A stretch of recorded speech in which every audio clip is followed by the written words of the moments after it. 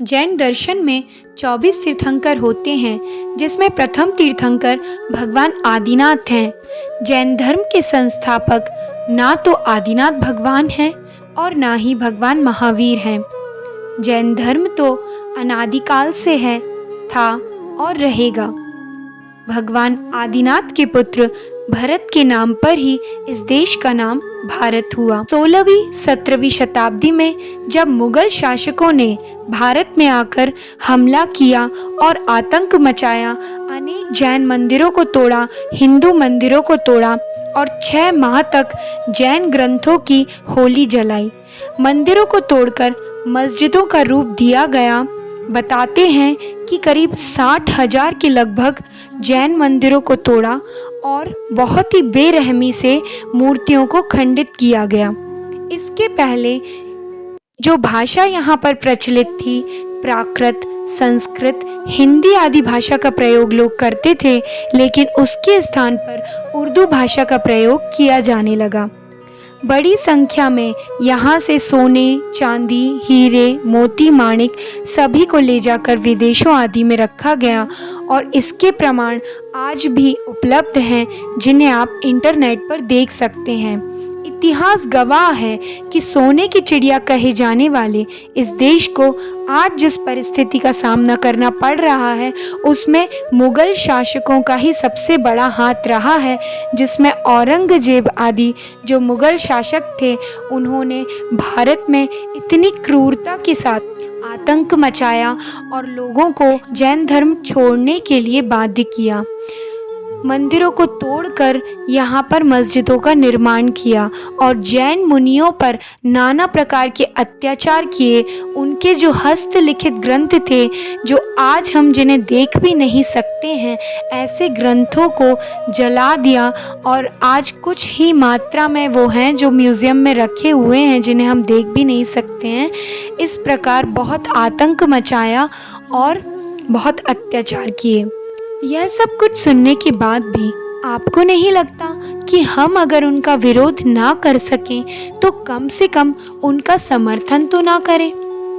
मुस्लिम त्योहार के आने पर जब हमारे हिंदू भाई जाकर उनको ईद मुबारक कहते हैं तो शर्म से ये मस्तक झुक जाता है। जब हमारे ही हिंदू भाई जाकर मांसाहार करते हैं, नॉनवेज होटल में जाकर के शान से मदिरा पीते हैं और वहाँ जाकर के हिंसा के दरबार में अपने मस्तक को नवाते हैं, उन मेरे हिंदू भाइयों के लिए यह पंक्तियाँ समर्पित करते हैं। हर शब्द पर गौर कीजिएगा और पसंद आए तो इसे शेयर जरूर कीजिएगा कि भारत जैसे पवित्र देश में आतंकी लहर दौड़ाई है। भारत जैसे पवित्र देश में आतंकी लहर दौड़ाई है।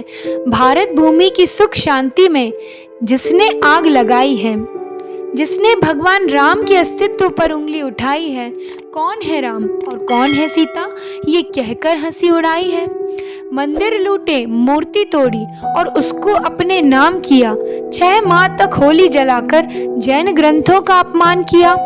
जिसने न कभी हिंदू पर्वों का खुश होकर सम्मान किया और उसको जाकर कैसे तुमने ईद मुबारक बोल दिया।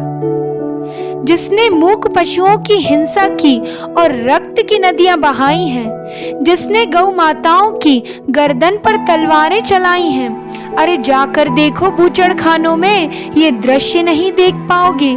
जाग जाओ, अभी भी वक्त है, नहीं तो हिंदुओं तुम सांस नहीं ले पाओगे।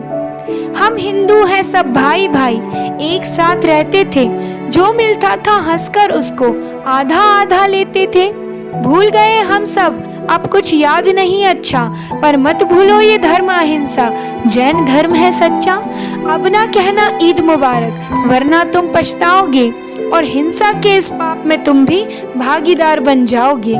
मर के भी ये पाप तुम्हारा साथ तुम्हारे जाएगा। ईद मुबारक कहना तुमको बहुत महंगा पड़ जाएगा। किस्मत से ये धर्म मिला है, शाकाहारी बन जाना। जो मिल जाए उससे कहना, मांसाहार नहीं खाना।